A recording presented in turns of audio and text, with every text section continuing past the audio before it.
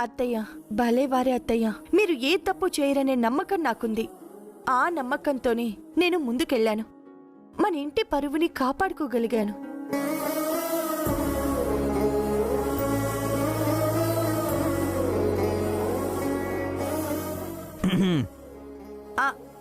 అత్తయ్య, ఇందులో మీ అబ్బాయి సహకారం కూడా చాలా ఉంది.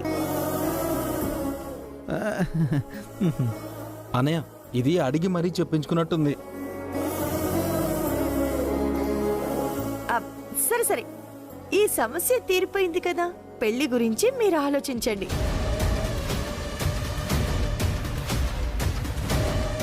పెళ్ళా? ఇప్పుడు అదెందుకు, తర్వాత చూసుకుందలే, సరేనా?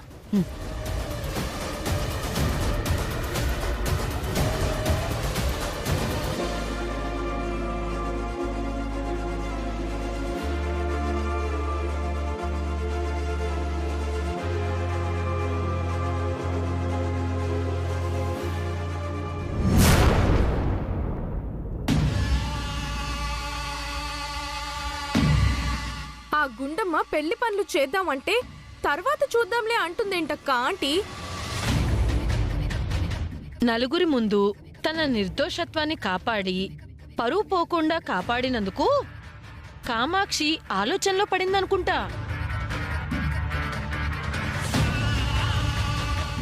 అంటే ఈ పెళ్లి ఆపేస్తుందా?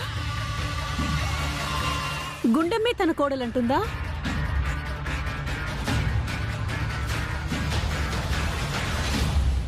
అంటే మాత్రం మనం ఏం చెయ్యగలం? ఏం మాట్లాడుతున్నావు నాన్నమ్మా? అంతా నీ కళ్ళ ముందే జరిగింది కదే, నా మీద అరుస్తావేంటి? అత్తయ్య గారు పప్పులో కాలేశారు. అది తెలియక జనాలు గట్టిగా తగులుకున్నారు. ఈ గుండమ్మ ప్రసాదరావుని తీసుకొచ్చి డబ్బులు తిరిగిచ్చేలా చేస్తాను అంది. ఆ పని దీనివల్ల ఎలాగో కాదు. ఫైనల్ గా అత్తయ్య గారు డబ్బులు కట్టి ఈ ప్రాబ్లం నుంచి బయటపడాలి, గుండమ్మ వల్ల కాదు అనుకున్నా. కానీ ఆ గుండమ్మ వాణ్ణి తీసుకొచ్చేసింది.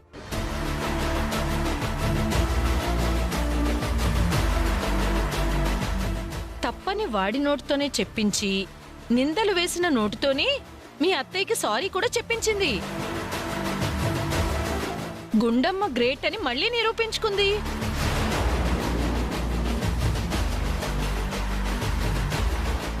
ఐ థింక్ వీళ్ల పెళ్లి గురించి కామాక్షి పునరాలోచనలో పడుంటుందని నాకు డౌట్ వస్తుంది.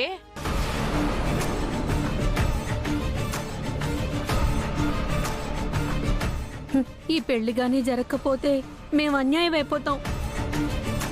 ఎవ్వరూ టెన్షన్ పడాల్సిన అవసరం లేదు. మా అత్తయ్య ఏమైనా మాట మీద నిలబడే మనిషా? ఉపకారం చేస్తే గుర్తు పెట్టుకునే మనిషా?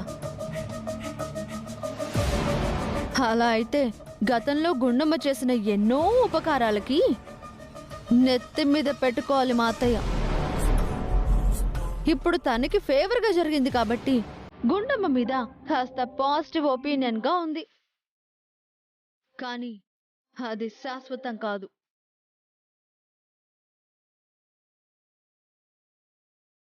ఒకరు మంచి అనిపించుకోవడానికి ఎంత టైం అయినా పట్టొచ్చు, కానీ చెడు అనిపించుకోవడానికి ఒకే ఒక్క సెకండ్ సరిపోద్ది. మళ్ళీ ఏదైనా గొడవ రేస్ చేస్తాను. అత్తయ్య గారి దృష్టిలో ఆ గుండమ్మని బ్యాట్ చేస్తాను. బావగారి శ్వేతల పెళ్లికి ఏర్పాటు చేస్తాను.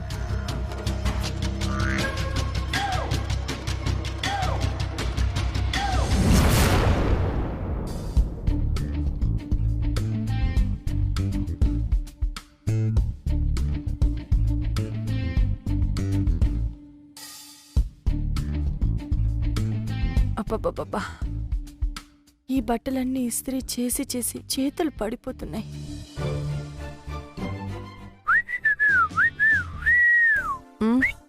ఏంటి ఏం చేస్తున్నావు? కళ్ళు కనపడట్లేదా? మీ బట్టలు వీపులు సాఫ్ట్ చేస్తున్నా. ఓ, ఛాన్స్ ఇస్తే నువ్వు నా వీపు కూడా సాఫ్ట్ చేస్తావే? అవునండి, అవును. పట్టండి. ఏంటి, మనిషిని చంపేస్తావా ఏంటి? మరి చూడండి ఎన్ని బట్టలున్నాయో. వాటిని ఉతికి ఇస్త్రీ చేయాలంటే పెద్ద యుద్ధం అవుతోంది. ఆ, నువ్వేదో పెద్ద కష్టపడుతున్నట్టు బిల్డప్ ఇస్తున్నావు. వాషింగ్ మిషన్లో పడేసి ఒక్క నొక్కు నొక్కితే అదే ఉతికి ఆరేస్తుంది కదా. హా, అవునవును, ఉతికి ఆరేస్తుంది. ఉతికిన బట్టల్ని మేడ మీదకి పట్టుకెళ్ళి ఏ మిషన్ ఆరేస్తుంది? ఆ, ఆరిపోయిన బట్టల్ని కిందకి తీసుకొచ్చి ఏ మిషన్ ఐరన్ చేస్తుంది? హా, నా బట్టల మీద పడి ఏడుస్తావేంటి? నీకు ఉన్నాయిగా వార్డ్రోబ్ నిండా చీరలు, వాటి గురించి మాట్లాడవే.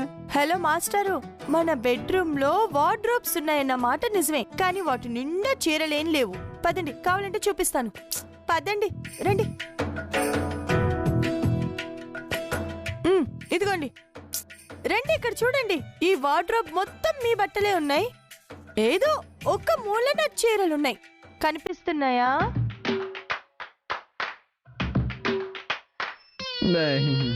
ఓకే ఓకే, కావాలంటే నువ్వు కొనుక్కోవచ్చు కదా, నేను వద్దానా? ఇంట్లోనే ఉండేదాన్ని, నాకెందుకులేండి ఈ వార్డ్రోబుల్ నిండా బట్టలు. మీ ఆడలతో వచ్చే నస్సే ఇదేనే.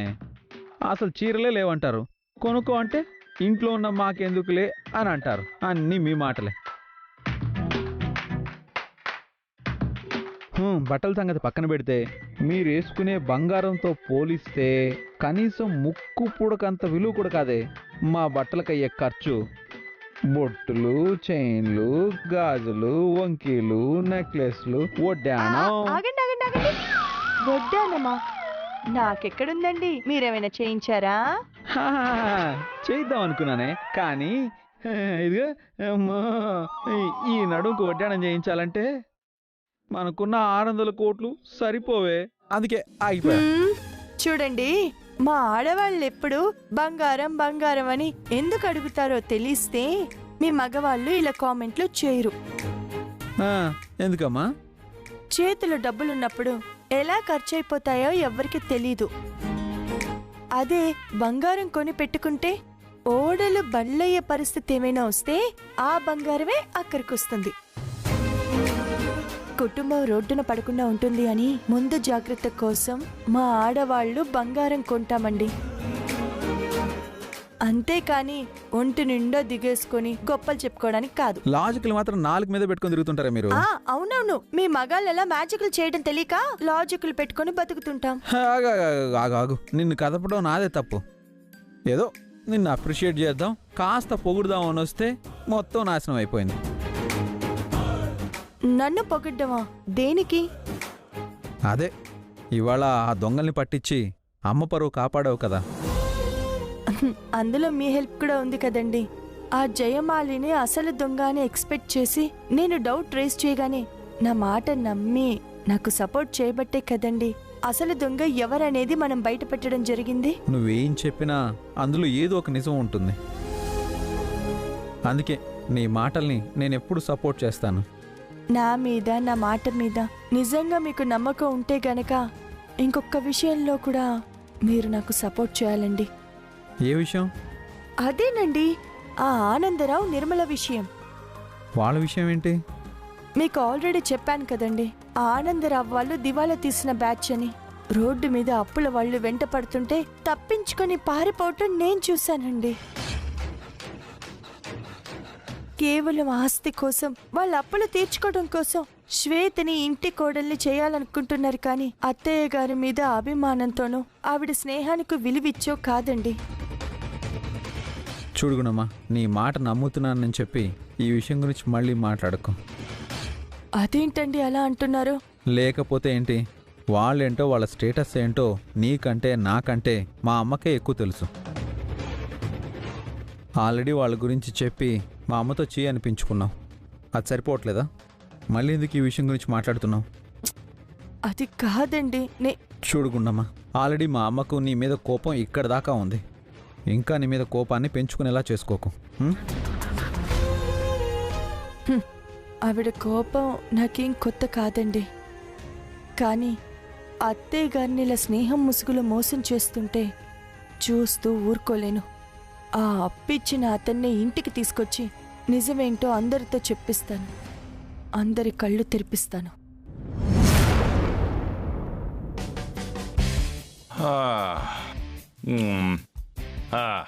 ఈ గుండం వెంట ఇంకా కాఫీ తీసుకురాలేదు.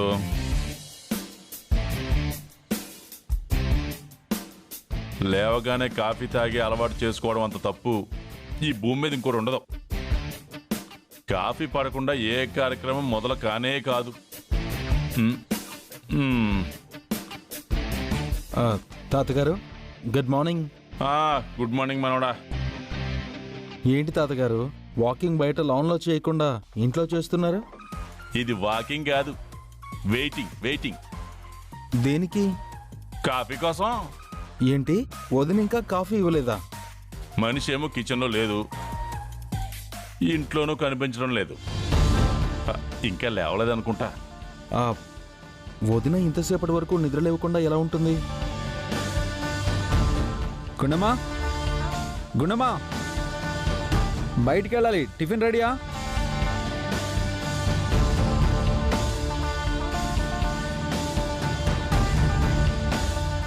ఏంటి ఇద్దరు అలా చూస్తున్నారు? నువ్వు వదిన్ని పిలుస్తుంటే. తను గదిలో లేదే మనోడా? లేదే, గదిలో లేదే. ఉదయాన్నే లేచి బయటకు వచ్చేసిందిగా. తాతగారికి ఇంకా కాఫీ కూడా ఇవ్వలేదంట. బెడ్రూమ్లో కనపడడం లేదు, కిచెన్లో కనపడడం లేదు. ఎవరికి చెప్పా పెట్టకుండా ఎక్కడికి వెళ్ళి ఉంటుంది తను?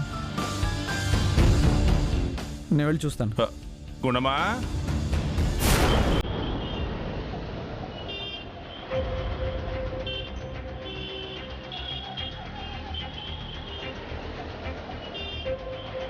అన్న ఆపండి.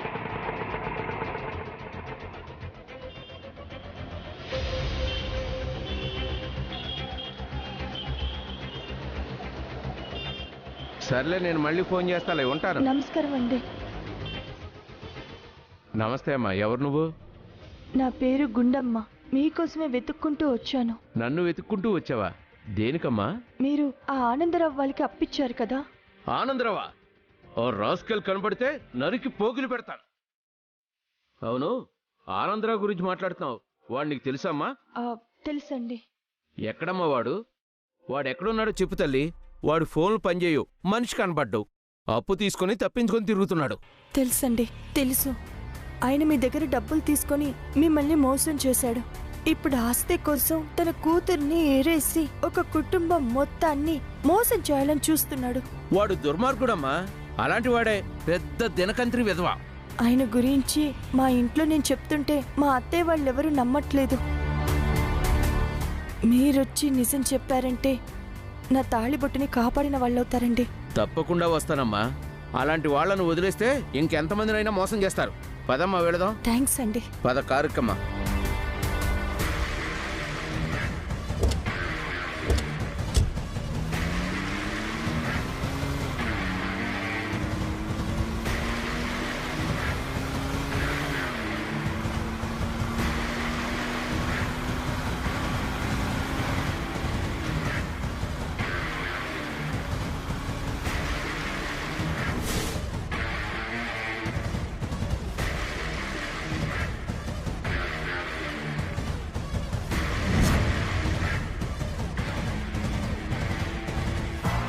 ఇంత పొద్దున్న ఎక్కడికి వెళ్ళి ఉంటుంది?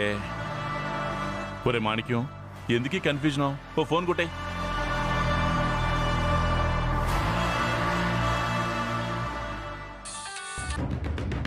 చెప్పు తాతయ్య. గుండమ్మా, ఎక్కడికి వెళ్ళా గుండమ్మా? ఆనందరావు బండారం బయట పెట్టడానికి సాక్ష్యం తీసుకొస్తున్నాను. ఆ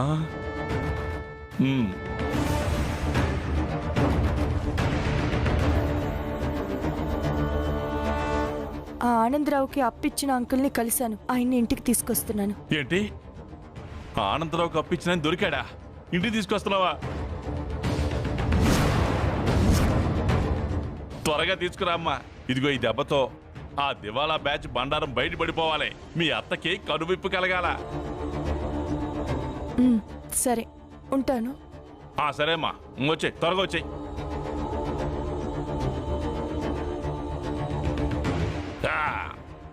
ఈ పెళ్లి ఆగిపోతుందో, మా గుండమ్మ సమస్యలన్నీ తీరిపోతాయో, మా గుండమ్మ సమస్యలన్నీ తీరిపోతాయో, మా గుండమ్మ సమస్యలన్నీ తీరిపోతాయో, తీరిపోతాయో, తీరిపోతాయో.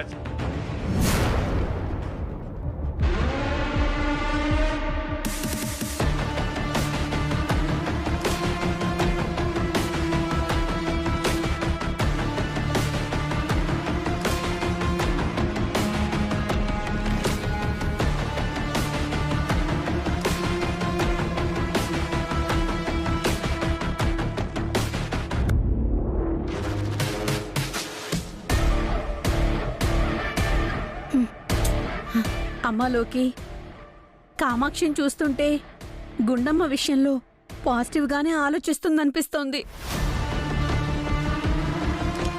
అవును, ఆంటీతో ఏం మాట్లాడినా ఆ గుండమ్మ నా పరువు కాపాడింది అని పదే పదే తన గురించి ఆలోచిస్తుంది. అమ్మా లోకి, మొదట్నుంచి నిన్నే నమ్ముకున్నామమ్మా.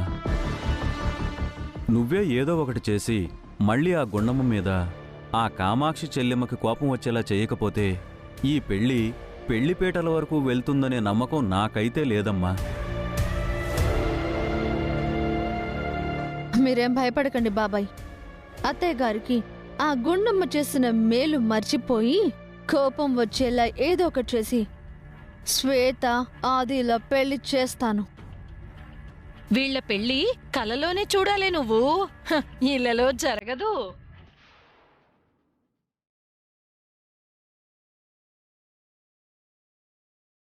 అసలు నువ్వేం మాట్లాడుతున్నావమ్మా?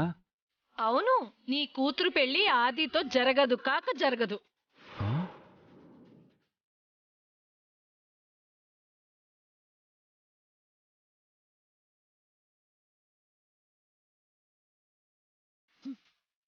పిచ్చగాని పట్టిందా నీకో?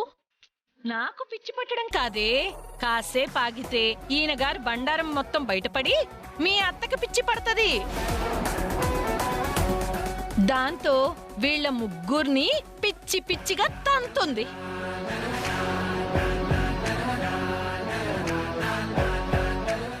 నువ్వు ఎవరి దగ్గర అప్పు చేసి ఎగ్గొట్టావంట కదా?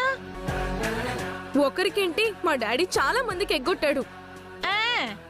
మీ బాబు పేరు గిన్నీస్ బుక్ లో రాయిద్దాం. నువ్వు అప్పు ఎగ్గొట్టిన వాణ్ణి ఆ గుండమ్మ పట్టుకొని ఇంటికి తీసుకొస్తుందంట.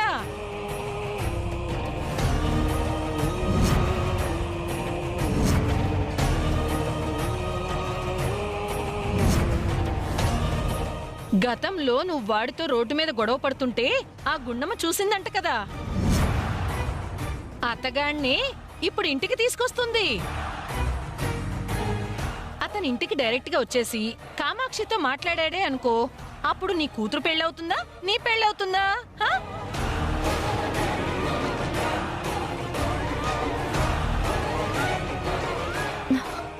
ఏంటి నానమ్మ నువ్వు చెప్తుంది నిజమా?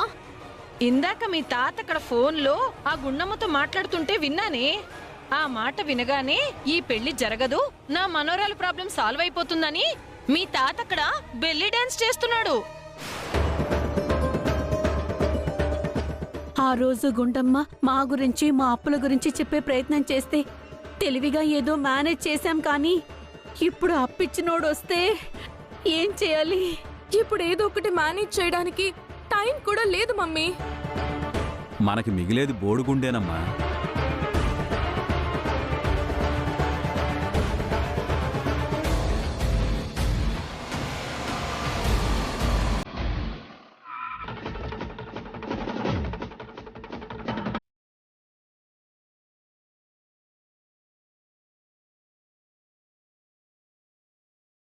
ఆ రాస్కెల్ ఈ ఇంట్లోనే ఉన్నాడమ్మా? అవును అంకుల్, ఒక్క నిమిషం. పిలమ్మా, పిలు. అత్తయ్య, అత్తయ్య, అత్తయ్య.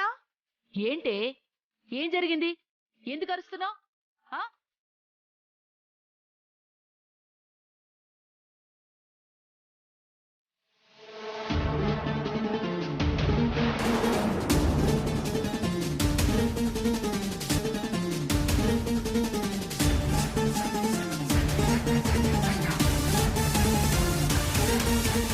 ఏ గుండమ్మ, ఈయనెవరు?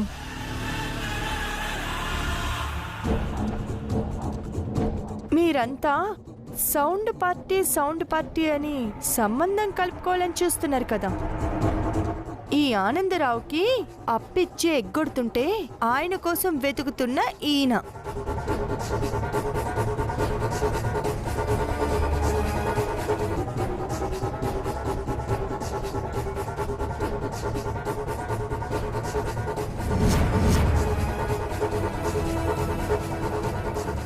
ఏంటి, ఈయన ఆనందరావుకి అప్పిచ్చాడా? కోట్లు ఆస్తున్న ఈయన వీళ్ల దగ్గర అప్పు తీసుకోవాల్సిన అవసరం ఏంటి? అకౌంట్లో కోట్లు కదమ్మా, ఒంటి మీద కూడా వేసుకోవడానికి కోట్లేని దరిద్రుడమ్మా.